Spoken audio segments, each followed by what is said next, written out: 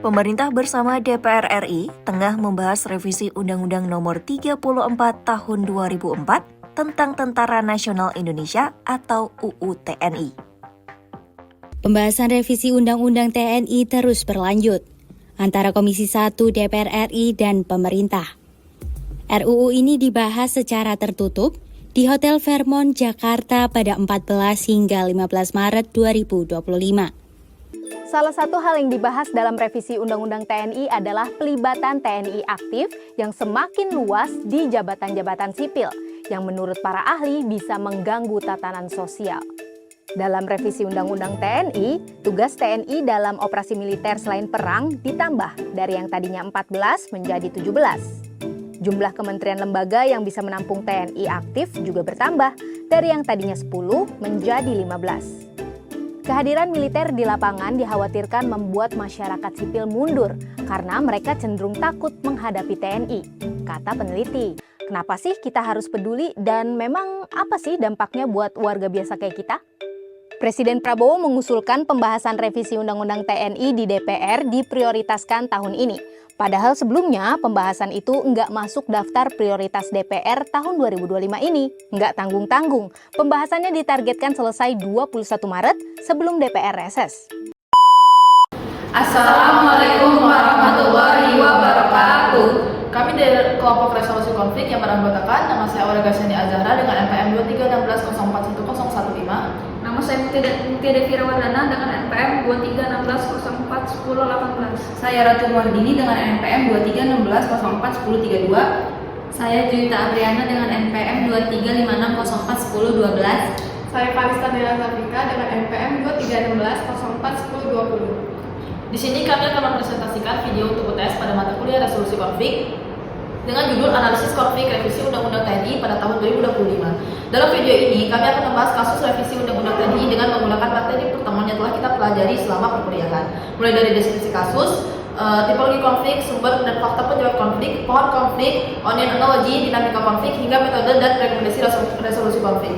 Kasus ini kami pilih karena merupakan konflik kebijakan publik yang aktual, kompleks dan sangat relevan untuk dianalisis dalam perspektif resolusi konflik. Semoga presentasi ini dapat menjelaskan konflik revisi Undang-Undang TNI tahun 2025 secara runtut, kritis, dan sesuai dengan teori yang telah kami pelajari.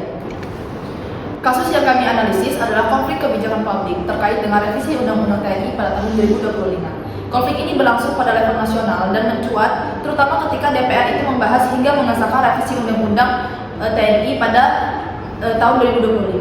Secara resmi, DPR itu mengesahkan perubahan undang-undang pada tanggal 20 Maret, tepatnya di tahun 2025. Konflik ini menjadi sorotan karena substansi revisi dipahami oleh publik menyangkut isu sensitif, terutama di perluasan peran militer dalam jabatan sipil, perpanjangan masa dinas, dan kekhawatiran terhadap bergesernya batas antara ranah sipil dan juga ranah militer. Yang melatar belakangi kasus ini itu bukan hanya terletak pada isi kebijakan, tetapi juga proses pembentukannya. Kami menemukan bahwa konflik ini muncul karena adanya perbedaan pandangan antara pemerintah yang menekankan stabilitas keamanan nasional dan masyarakat yang menekankan supremasi sipil dalam demokrasi. Selain itu, proses legislasi yang dianggap kurang transparan dan minim partisipasi publik ikut memperbesar ketegangan dalam masalah ini. Aktor utama dalam konflik ini adalah DPR dan pemerintah sebagai pembuat kebijakan, serta masyarakat sipil yang terdiri dari mahasiswa, organisasi masyarakat sipil, akademisi, aktivis, dan publik luas sebagai pihak yang merespon kebijakan tersebut. Pihak yang memiliki kekuasaan formal adalah DPR dan pemerintah karena mereka memiliki kewenangan membahas dan mengesahkan undang-undang. Dalam kasus ini, korban itu dipahami bukan sebagai korban fisik, tetapi sebagai korban langsung, yaitu sebagai korban politik dan demokratis, yaitu masyarakat luas yang terdampak oleh menurunnya kepercayaan publik, terbatasnya partisipasi masyarakat dalam proses legislasi, serta munculnya kekhawatiran terhadap melemahnya supremasi sipil. Secara kronologis, konflik ini bermula ketika revisi Undang-Undang TNI dibahas dalam proses yang dinilai oleh banyak pihak kurang transparan. Ketika revisi itu semakin diketahui publik, muncul kritik dan diskusi publik, aksi demonstrasi dan perdebatan yang semakin intens di media sosial dan juga media massa. Setelah undang-undang disahkan, konflik ini tidak berhenti, tetapi sebagian bergeser ke arena hukum melalui pengujian dalam Mahkamah Konstitusi. Untuk status terkini, kami menilai konflik ini tuh belum selesai total. Konflik ini tuh memang mereda, tapi jika dilihat dari mobilisasi jalanan, belum benar-benar berakhir karena sengketa itu bergeser ke arena hukum dan politik. Pada tanggal 17 September tahun 2025, Mahkamah Konstitusi menyatakan satu permohonan uji formil dan materi UU TNI ini tidak dapat diterima, tetapi pada 8 April tahun 2026, MK itu masih melanjutkan sidang terhadap permohonan lain terkait undang-undang yang sama. Jadi status yang paling tepat adalah konflik reda tetapi masih berlanjut dalam bentuk sengketa hukum politik. Berdasarkan tipologinya, konflik revisi UU TNI tahun 2005 termasuk konflik antar kelompok karena melibatkan DPR atau pemerintah dan masyarakat sipil dengan kepentingan yang berbeda. Dari skalanya, konflik ini berkembang menjadi konflik sosial politik karena meluas ke perdebatan nasional dan mempengaruhi relasi negara dengan masyarakat. Dilihat dari sifatnya, konflik ini tergolong destruktif karena memicu polarisasi, meningkatkan ketegangan publik, dan berpotensi menurunkan kepercayaan terhadap DPR. Konflik destruktif sendiri merupakan konflik yang lebih banyak merusak hubungan daripada mendorong penyelesaian yang konstruktif. Dari bidangnya, konflik ini termasuk konflik politik karena berkaitan dengan kebijakan publik dan relasi kekuasaan. Namun juga memiliki dimensi hukum dan kelembagaan, terutama terkait proses legislasi dan pengujian di Mahkamah Konstitusi. Berdasarkan tingkat eskalasinya, menurut Sekunder, konflik ini mencapai tahap open konflik yang terlihat dari demonstrasi kritik terbuka serta mobilisasi berbagai aktor di ruang publik. Dengan demikian, konflik ini merupakan konflik antar kelompok yang berkembang menjadi sosial politik, bersifat destruktif, berada di bidang politik dan mencapai konflik terbuka. Sumber konflik dianalisis dengan 4 unsur: trigger, root cause, unleashing faktor, dan gravitating faktor. Untuk membedakan pemicu, akar penyebab, dan faktor yang memperburuk konflik. Trigger: pengesahan RUU TNI Maret 2005 karena isu ini sensitif, memperluas perang militer, dan proses dianggap kurang transparan sehingga konflik menjadi terbuka. Root cause: perbedaan kepentingan negara atas masyarakat, membentuk nilai keamanan demokrasi, protes tidak inklusif, krisis kepercayaan DPR, dan trauma orde baru. Mobilizing faktor: media sosial, mahasiswa, OMS, akademisi, dan tokoh publik yang mempercepat mobilisasi. Gravitating faktor: polarisasi, distrust, trauma prasangka, dan kepentingan politik. Kesimpulannya, konflik didominasi faktor struktural politik, diperkuat faktor kultur dan psikologis. Pada bagian ini, kami menampilkan pohon konflik. Pohon konflik adalah alat analisis visual yang memetakan hubungan antara akar masalah, inti konflik, dan dampak konflik. Dalam kasus revisi UU TNI, bagian batang atau inti konfliknya adalah pertentangan antara DPR atau pemerintah dan masyarakat sipil terkait revisi UU TNI, terutama soal peran militer dalam jabatan sipil dan kualitas progres legislasi. Bagian akar menunjukkan penyebab konflik, yaitu perbedaan tujuan antara keamanan dan demokrasi, bentuk nilai antara stabilitas dan supremasi sipil, proses legislasi yang dinilai kurang transparan, krisis kepercayaan terhadap DPR, dan trauma histori terhadap masa Orde Baru. Sedangkan daun dan dahan menunjukkan dampaknya, yaitu demonstrasi, polarisasi masyarakat, turunnya kepercayaan publik terhadap lembaga negara, meningkatkan ketegangan politik, dan keberlanjutan konflik ke area hukum. Melalui pohon konflik, kita bisa melihat bahwa konflik ini tidak muncul secara tiba-tiba, tetapi tumbuh dari akal persoalan yang lebih dalam. Jadi untuk memahami konflik secara lebih mendalam, kami menggunakan onion analogi.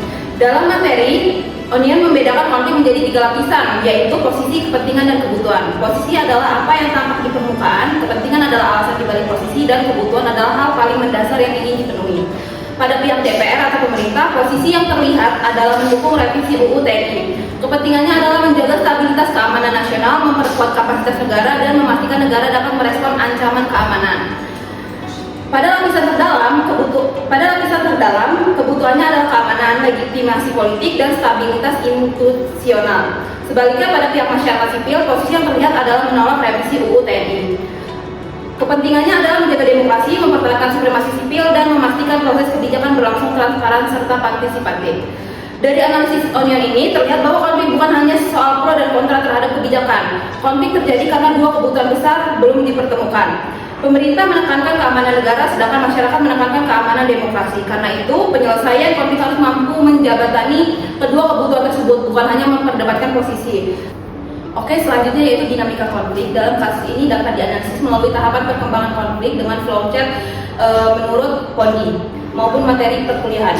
Konflik bermula pada tahap laten ketika proses revisi dianggap kurang transparan dan minim partisipasi publik. Selanjutnya, masyarakat mulai menyadari adanya pertentangan kepentingan antara keamanan negara dan supremasi sipil, sehingga masuk ke tahap sengketa atau persistent konflik. Konflik kemudian berkembang menjadi ketegangan emosional ditandai rasa takut, marah, dan curiga terhadap kemungkinan militerisasi kembali. Puncaknya terjadi pada tahap konflik terbuka melalui demonstrasi, kritik media, dan polarisasi di media sosial. Setelah undang-undang disahkan, konflik tidak sepenuhnya selesai tetapi memasuki tahap aftermath, yaitu meninggalkan dampak berupa menurunnya kepercayaan publik dan berlanjut ke jalur hukum. Saat ini, konflik dinilai berada di fase sengketa dengan resiko ketegangan karena meskipun intensitas aksi menurun, substansi masalah masih diperdebatkan dan diuji oleh Mahkamah Konstitusi. Eskalasi konflik dipicu oleh minimnya transparansi, cepatnya penyebaran opini di media sosial, banyaknya aktor yang terlibat, serta traumatis historis.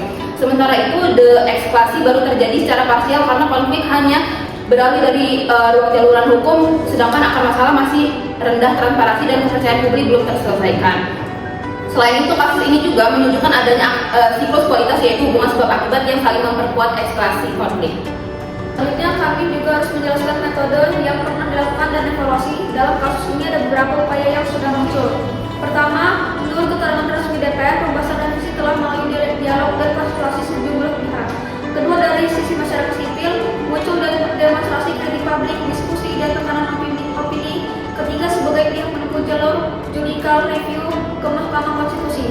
Namun, jika dievaluasi upaya-upaya tersebut belum cukup menyelesaikan konflik secara menyeluruh, konsultasi tersebut dilakukan belum dipersepsikan cukup inklusif oleh pihak mengkritik. Demonstrasi memang efektif menaikkan kesadaran publik terhadap isu ini, tetapi bukan metode resolusi formal yang menyelesaikan akar masalah. Judicial review penting sebagai mekanisme hukum, tetapi fokusnya pada legalitas norma, bukan otomatis memulihkan hubungan antar negara dan masyarakat. Metode resolusi konflik yang paling kami rekomendasi adalah APS atau alternatif penyelesaian sengketa, khususnya mediasi kebijakan yang dipadukan dengan dialog publik dan negosiasi terbatas. Kami tidak memilih rigidasi jalur hukum karena konflik ini bukan sekedar sengketa hukum, melainkan konflik relasi antar negara dan masyarakat yang membutuhkan kembali kepada dan ruang partisipasi. Mediasi dipilih karena melibatkan pihak ketiga yang netral untuk memfasilitasi dialog, bukan memutuskan menang atau kalah. Dalam konteks ini, mediator bisa berasal dari akademisi, lembaga independen, atau tokoh masyarakat yang kredibel. Dialog publik diperlukan agar masyarakat dapat menyampaikan aspirasi secara terbuka. Sementara negosiasi terbatas diperlukan untuk mencari titik temu, misalnya meninjau ulang-ulang pasal yang paling kontroversial atau memperjelas perang militer di jabatan sipil. Langkah konkret yang direkomendasi meliputi evaluasi ulang pasal kontroversial secara transparan, pembukaan forum, dialog publik yang melibatkan berbagai pihak, penggunaan mediator independen agar diskusi tetap fokus, penyusunan hasil dialog secara tertulis dan terbuka, serta adanya mekanisme pemantauan agar tidak berhenti pada komitmen formal. Intervensi multi pihak menjadi penting dengan DPR dan pemerintah sebagai pembuat kebijakan masyarakat sipil dan mahasiswa sebagai representasi publik, akademisi dan lembaga independen sebagai pihak netral, serta Mahkamah Konstitusi sebagai kontrol hukum. Dalam kerangka RPP framework pada level individual perlu meningkatkan literasi politik pada level relasional dibangun oleh dialog setara, pada level struktural diperbaiki prosedur legislasi, dan pada level sosial sampai politik diperkuat budaya demonstrasi serta supremasi sipil. Baik, kami menyimpulkan bahwa konflik revisi Undang-Undang TNI pada tahun 2025 merupakan konflik kebijakan publik yang kompleks karena melibatkan benturan kepentingan, perbedaan nilai, persoalan prosedural, trauma historis, dan krisis kepercayaan antar negara dan masyarakat. Konflik ini tidak hanya dipicu oleh isi kebijakan, tetapi juga oleh cara kebijakan itu dibentuk. Oleh karena itu, penyelesaiannya tidak cukup dilakukan secara bersepihak, melainkan harus melalui dialog, mediasi, partisipasi publik, dan reformasi prosedural agar kepercayaan dapat dibangun kembali.